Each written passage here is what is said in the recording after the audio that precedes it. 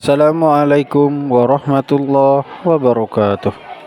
Baiklah, pada kesempatan ini kita akan belajar meyakini hari akhir. Marilah kita bersama-sama mengawali pertemuan hari ini dengan mengucapkan lafaz basmalah. Bismillahirrahmanirrahim.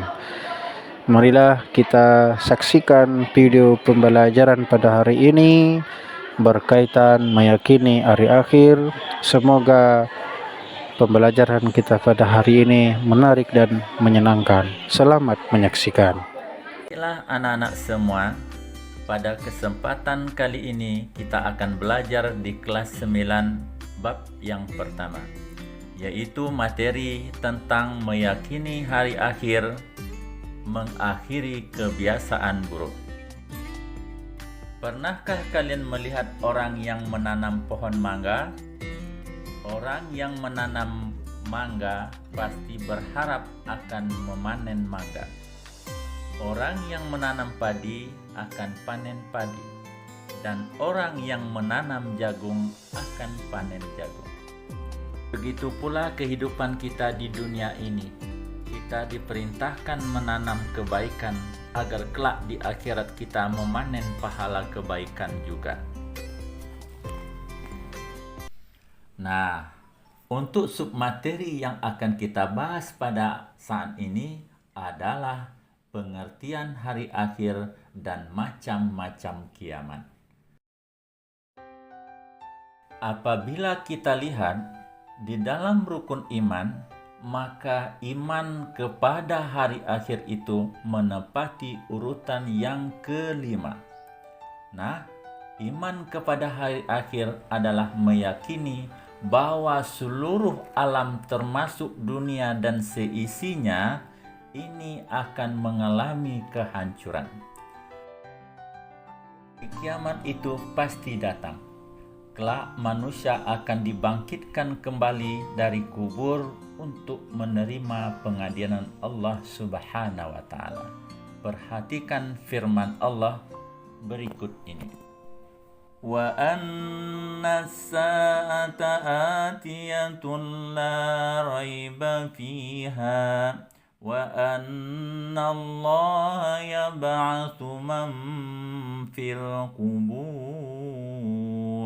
Dan sungguh hari kiamat itu pasti datang. Tidak ada keraguan padanya. Dan sungguh Allah akan membangkitkan siapapun yang di dalam kubur. Quran Surat Al-Hajj ayat 7. Nah, sekarang kita bedakan dulu. Jadi yang namanya kiamat itu ada yang namanya kiamat sugra, disebut juga dengan kiamat kecil. Kemudian ada yang namanya kiamat kubra. Nah, ini yang kita namakan sebagai kiamat besar atau kiamat yang sesungguhnya. Kiamat sugra itu maksudnya adalah terjadinya kematian, musibah yang menimpa sebagian manusia, seperti banjir, tsunami, gunung meletus, tanah longsor, dan bahkan termasuk wabah penyakit seperti pandemi COVID. Kemudian kalau kiamat besar atau kiamat kubra, hancurnya seluruh alam semesta beserta dengan seisinya. Jadi tidak akan tersisa. Semua makhluk akan mati. Bukan hanya manusia, tapi seluruh alam semesta itu yang akan hancur.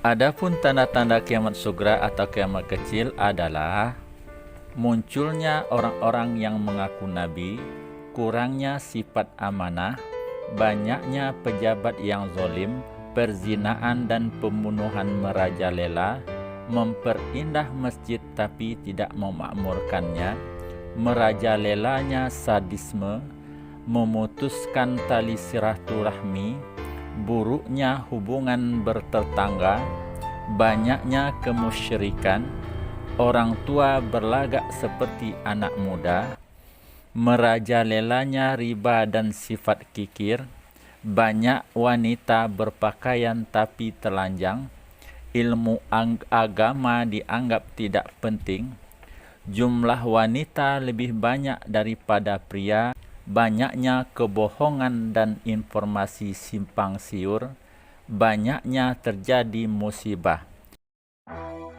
Untuk lebih jelasnya, bagaimana gambaran hari kiamat berdasarkan Al-Quran, mari kita saksikan video berikut ini. Kiamat adalah suatu hal yang pasti terjadi. Kita sebagai seorang muslim harus meyakini tentang adanya hari akhir ini. Salah satu cara untuk menambah keyakinan kita terhadap hari akhir adalah dengan mempelajari sesuatu yang berkenaan dengan hari akhir. Salah satu yang wajib kita ketahui adalah tanda-tanda hari kiamat, baik kiamat kecil maupun kiamat besar. Di dalam Al-Quran, Allah menjelaskan semua hal yang berkaitan dengan hari kiamat, mulai dari nama lain dari hari kiamat hingga proses terjadinya hari kiamat.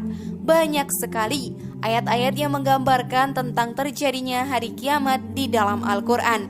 Seperti apa hari akhir itu?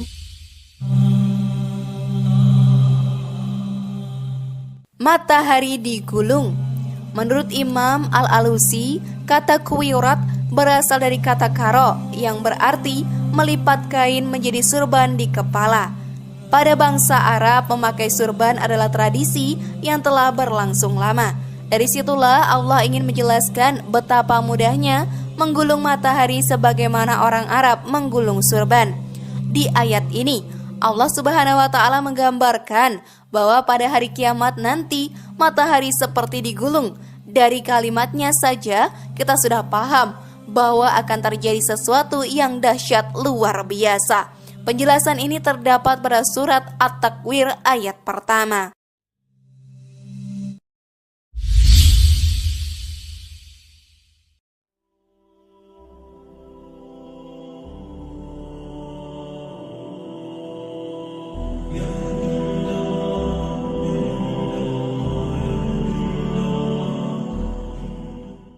Langit terbelah dan bintang-bintang berjatuhan. Allah menggambarkan bahwa pada hari kiamat nanti langit akan terbelah dan bintang-bintang akan berjatuhan menimpa bumi. Dalam sebuah hadis yang diriwayatkan oleh Abu Saleh dari Ibnu Abbas, Rasulullah SAW bersabda, pada hari itu kiamat tidak tersisa satupun bintang di langit, seluruhnya berjatuhan di atas bumi.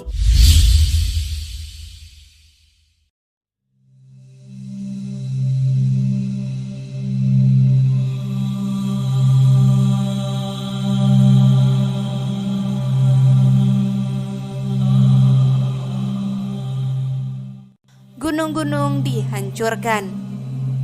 Allah menggambarkan bahwa di hari kiamat nanti gunung-gunung yang berfungsi sebagai pasak bumi akan hancur.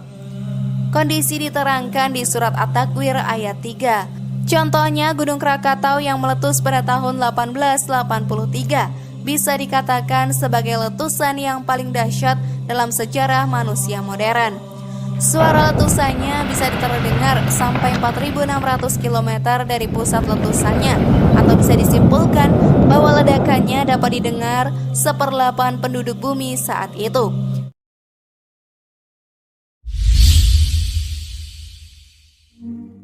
Harta kekayaan ditinggalkan, tidak dipedulikan.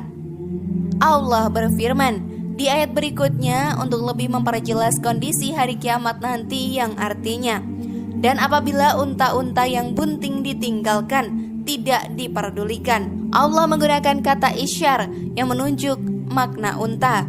Padahal dalam bahasa Arab, unta bisa juga disebut dengan jamal atau ibil.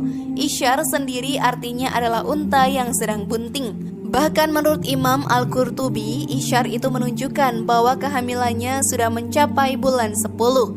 Dalam kehidupan bangsa Arab tradisional, unta adalah harta yang paling berharga.